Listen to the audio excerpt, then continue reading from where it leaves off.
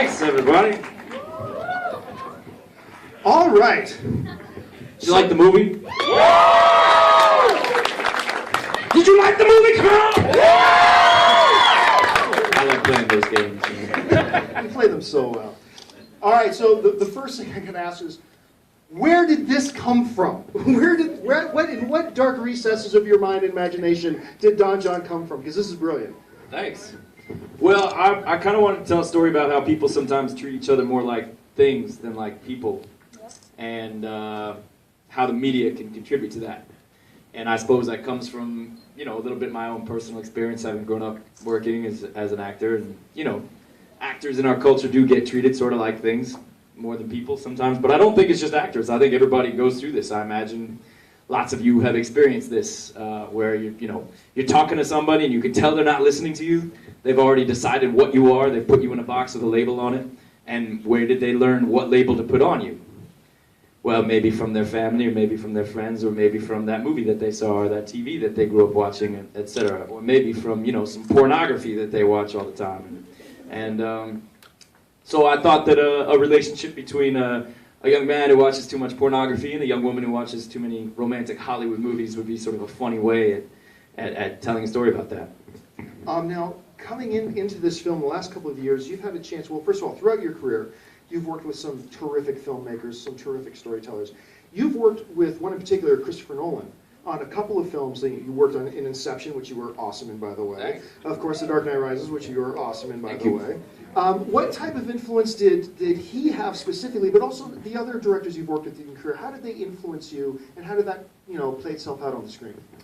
Yeah, well, I was in the middle of shooting The Dark Knight Rises when I got my first draft finished of this, and first started kind of trying to put together the production. And I told Chris about it, and he was really encouraging. And that alone just meant a lot to me, that he took me seriously, and said, wasn't patronizing, wasn't condescending, but started asking me a lot of specific questions about how I was going to do it and why I was going to do what I was going to do. And that's the kind of guy he is he's not one for small talk or euphemism. He gets right to the nitty gritty. So we had a lot of conversations about it, and he was really supportive, and that meant a lot to me. One thing I noticed, actually, something I've thought about, or that I did think about a lot while we were making this movie, was something I noticed about him that he has in common with some of my other favorite filmmakers I've been fortunate enough to work with. Like, that year I worked with Rian Johnson, who made Looper, and then Chris, and then Looper, and then Steven Spielberg, who made Lincoln. And one thing that all three of those filmmakers had in common was they could find a balance between, on the one hand, having a plan, and then on the other hand, being open to spontaneity. And that's really important when you're making a movie, because all day long people are asking you, okay, so we have this plan, but now something fucked up, so what do we do? Or, we have this plan, but look, I have a new idea, what do you think of this?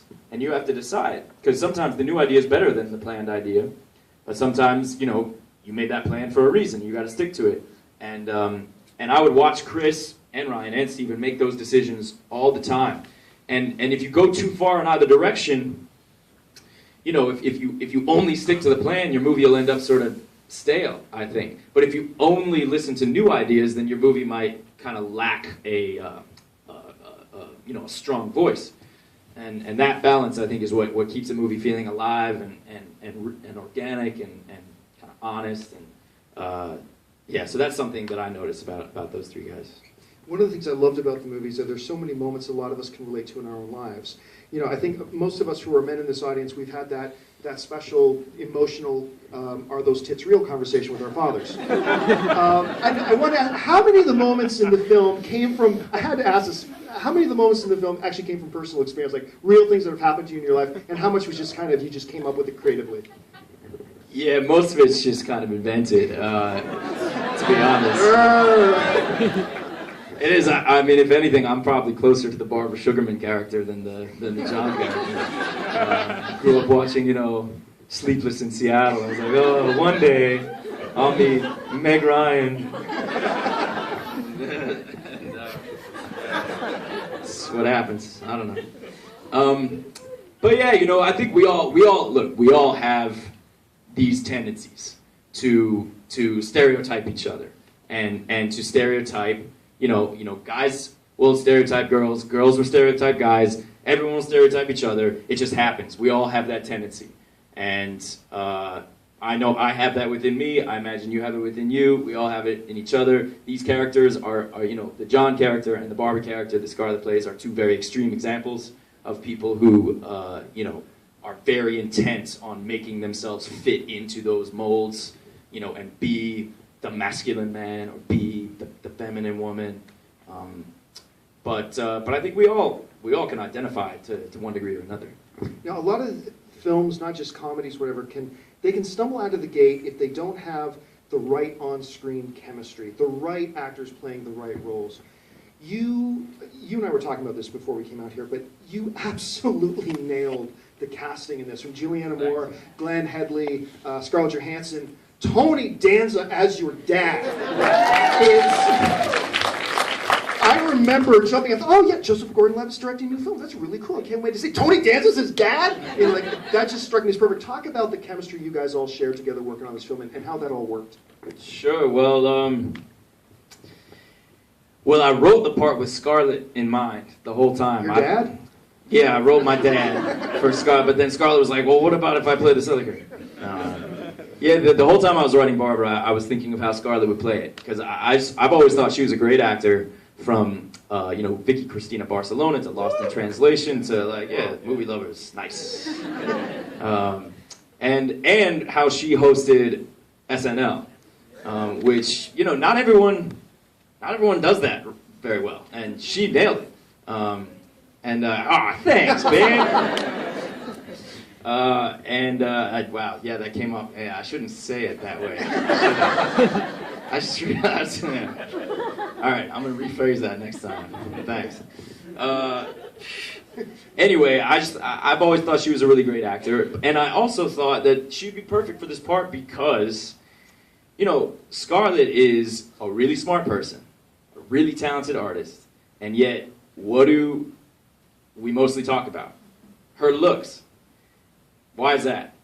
So I thought bringing just her as sort of that cultural icon into this movie would be really appropriate. And I think that's also part of why she was really interested in playing the part.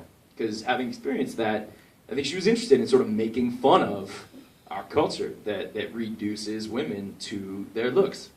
And I remember when I first met her, before she had read it, when I actually went to Albuquerque where she was shooting The Avengers because I wanted to talk to her before she read the script. And I was lucky enough to be able to arrange a meeting, and we had this really long conversation about how TV and movies and all kinds of media, including pornography, portray men and women and love and sex and things like that. And so coming out of that conversation, I think we were both keen to sort of have a few laughs at the expense of our sexist pop culture. Now, it takes a skilled director, a skilled storyteller, to be able to balance, and this is something else we talked about before, but to strike that balance between comedy, the emotional, the statements you're trying to make, and make that all work and flow. What is it about you, do you think, as a storyteller, as a director, that allowed you to pull it off so seamlessly? Well, I guess how I can start to try to answer that is you have to kind of keep your eye on what the point is of the movie. And, oftentimes the point of a movie is to try to make money selling tickets to the movie. And I'm not saying that, bad necessarily, but that yields a movie that, I don't know. Point is, with this, my goal was never really like, well, how can I make the most profitable money-making movie? I wanted to tell a story about some of the things that I've been talking about for the last 15 minutes, and so maybe that's why, is that any decision you're bringing up, how do you keep this in line with this in line and that, whether it's the casting or the camera or the production designer, all the above, you have to always be asking yourself the one question. How does this serve to make the point? How does this come back to the same story that we're telling with all of these decisions? And I think that if you keep coming back to that, that'll guide you towards a movie that feels like something honest, as opposed to making your decisions by like, all right, well, how can we make the most money? How can we, how can we make a good trailer? How can we,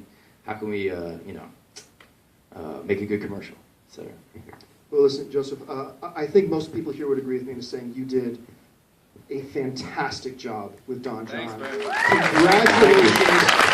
on the film. I know that everybody here is going to see it like 4 or 5 more times. Yeah, of course. Make it a big financial success anyway. Congratulations, and honestly, after watching the film, I can honestly say I cannot wait to see what you direct next. Oh, thanks. Well, hey, well, let me just say, I really appreciate you guys coming here and watching this, and I hope you could tell, like, I really care a lot about this. I worked really hard on it, and this is what I wanted. I wanted a lot of people to get to see it.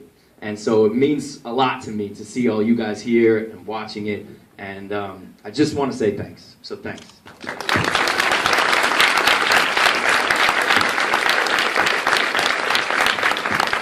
Ladies and gentlemen, writer, director, actor, Mr. Joseph Gordon-Levitt. Thanks. Thanks very much.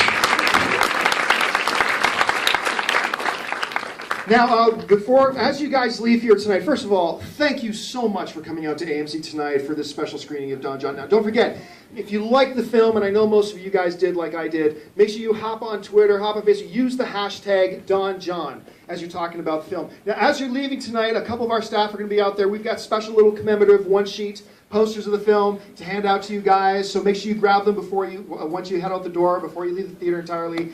Again, thank you so much. My name is John Kane with AMC Movie News. Have a great night.